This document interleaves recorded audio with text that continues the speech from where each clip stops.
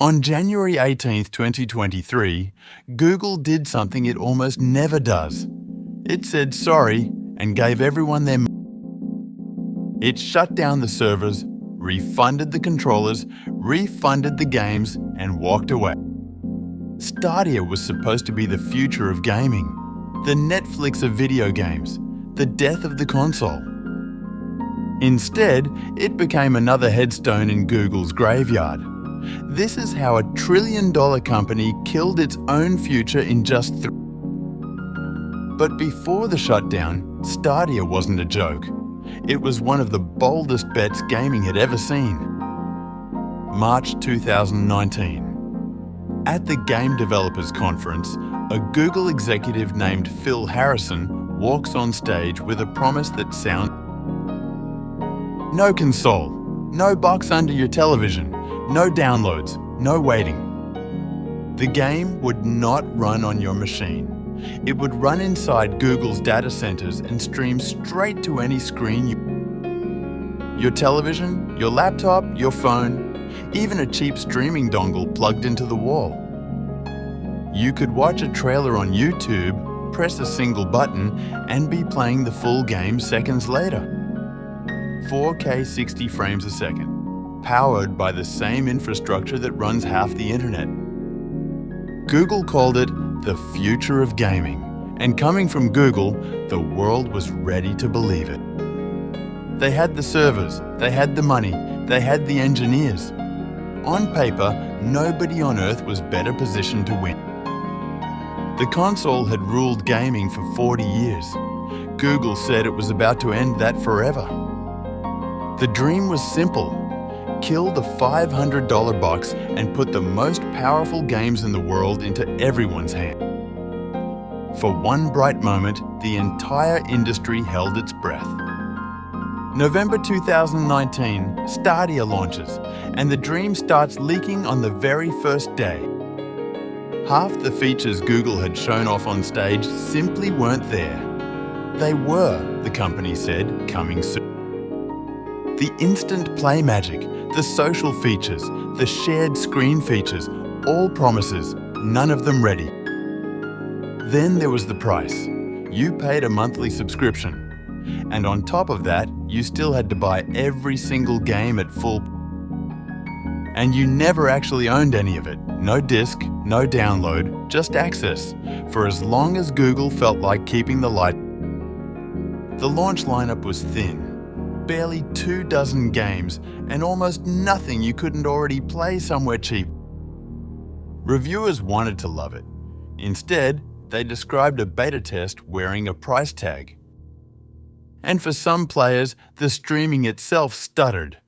A fraction of a second of delay, which in gaming is the difference between winning and losing. Underneath all of it sat one quiet, deadly question. Can you really trust Google to keep this alive? Because Google had a reputation. A long, very public history of launching products with fanfare, and then quietly.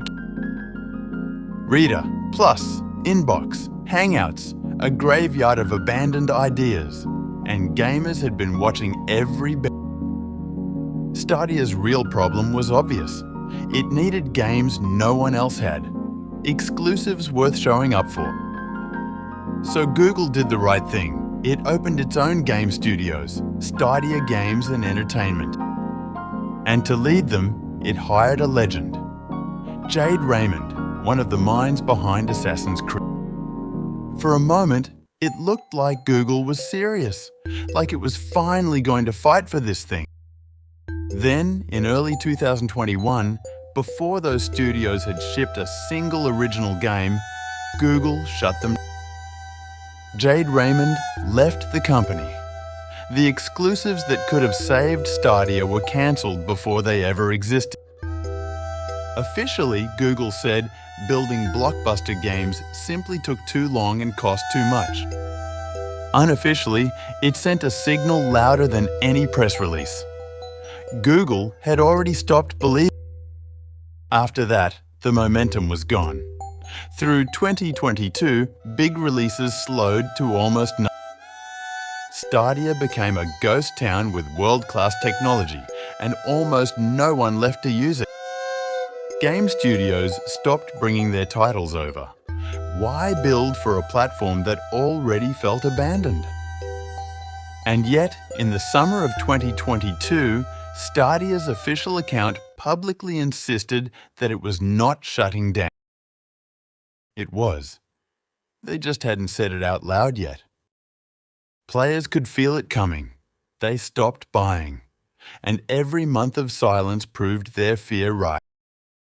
September 29th, 2022. Phil Harrison posts a blog.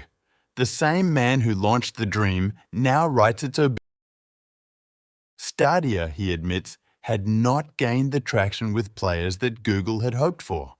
Translation: it failed.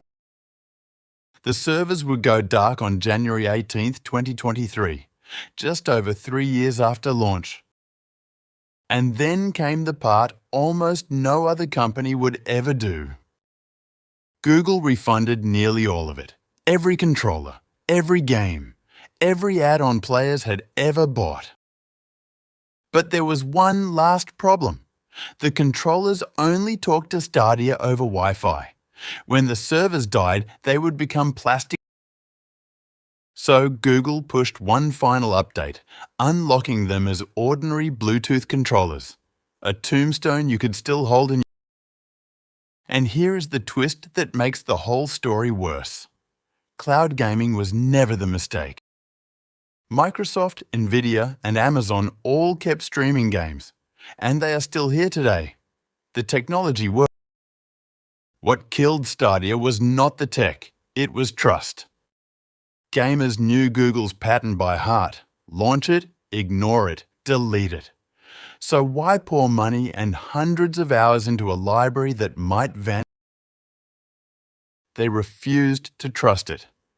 And by shutting it down, Google proved them exactly right. Today, Stadia has its own entry on a famous list called Killed by Google. It may be the most expensive name on it. Google had bet that technology alone would be enough. It wasn't. So return to January 18th, 2023. The servers go dark. The refunds go out. The future of gaming lasted 3 years and it left behind a lesson that every tech giant keeps forgetting.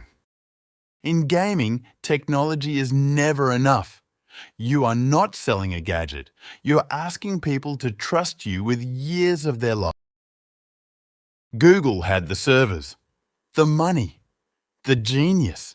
It had everything except the one thing that truly mattered. Someone who could make players believe it would still be there tomorrow. The graveyard of giants is full of companies that were once too big to fail. Google just carved its own name into the stone. If you want more stories of empires that built the future and then buried it, subscribe. A new collapse every week. Like the video, hit the bell, and we'll see you in the